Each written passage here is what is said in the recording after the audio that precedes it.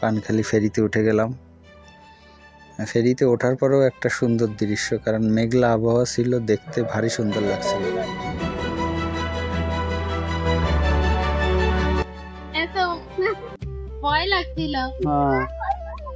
নদীর সুন্দর বাতাস উপভোগ করতে করতে আমরা 5 মিনিটের মধ্যে নদী পার হয়ে এবং এখন আমরা আবারও রওনা দিয়েছি এবং চলে আসছি প্রায় দিদিদের বাড়ি।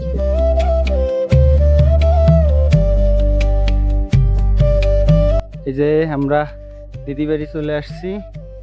এই যে সবাই নামছে, এরা আগে আগে নামে গেছে। এই যে বৌদি, আর ওর ব্যাগটা একটু দেখাও। ব্যাগ ছোট হয়ে গেছে তোর না? ওই তো ঠিক আছে। এই যে দাদা এখনো নামে নাই। দাদাবাবু না আসলে নামবে না। ওই যে আসতেছে দাদাবাবু, ওই যে অঙ্কুশ আসতেছে সামনে। আমরা দিদি বাড়ি চলে আসি, নামলাম আর প্রচুর বাতাস এই জায়গায়। ভালোই লাগছে বাতাস দাঁড়িয়ে।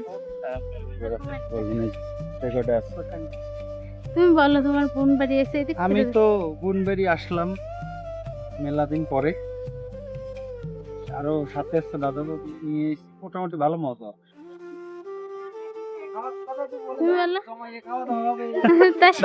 আমরা সেই আশা নিয়েই আইছি আসলে মূলত।